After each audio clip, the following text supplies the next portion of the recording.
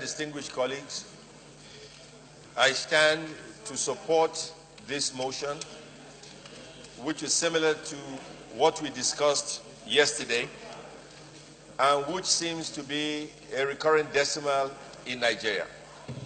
It seems to be that Nigeria is becoming a lawless country, a country with no rules and regulations, a country where laws are not adhered to, a country where there is no consequence for bad behavior. We either have a government or we don't. We either have security agencies or we don't. We either believe in the sanctity of life and property or we don't. These are the fundamental issues at stake today. Because every day since we've been here, somebody has gotten killed, raped, maimed, throat slit, killed at gunpoint. And every day we have resolutions after resolutions, and nothing is being done. It is time the federal government of Nigeria acts, because they were voted into office. They have an executive function to protect the lives and properties of Nigerians. This is one of several examples that we've been accosted with since we've been in the hollow chambers. I am disgusted by what I am hearing. It is disgusting to find pregnant women, their stomachs slit, unborn babies removed. And if these herdsmen are allowed to rampage the way they are, then frankly speaking, they are a terrorist organization. And a terrorist organization must be dealt with decisively by the military. It is no longer a situation where we call on policemen who do not have the arms or the training to face folks with AK-47, a well-trained militia. We are told by foreigners, maybe Nigerians, but in a sense, people who now occupy land that belong to Nigeria, and we have conversations with them. If we can fight Boko Haram, certainly we can fight the herdsmen. And what I am saying right now is very, very serious, and I urge the federal government of Nigeria to take this seriously. And if the security agencies cannot do their job, then the leadership must be fired. There must be consequence for bad behavior. You are either in control of security of Nigeria or you are not. The ministers involved should resign. The generals involved must be fired or resign. Otherwise, they should be impeached. It is not acceptable for Nigerians to be killed like cattle.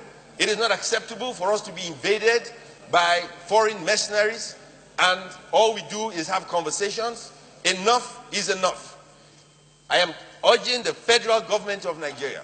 It's not about coming to it is as if the Senate is now the executive arm of government. That is what it seems. And I feel sorry for my colleagues. Senator Marafat closed our session, told us what is happening. Senator Marafat, pay attention. He told us what is happening in Zamfara State. But Senator Marafat did not say it in open house. What he said frightened everybody here about what is happening in Zamfara. Zamfara State is being occupied by foreign mercenaries. That is a fact of life. When we had a session yesterday, he never said it. But he should have said it. It is being occupied by a foreign country in Zamfara State. If that is the case, what are we doing about it?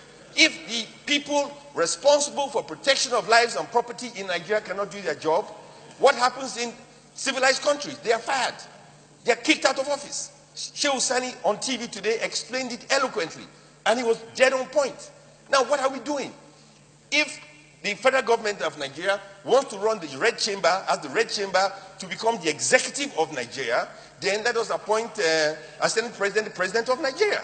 Let us do the job of the executive, because it doesn't make any sense. Every day we deal with all these issues. People are being killed every day. Babies are being born every day with no future.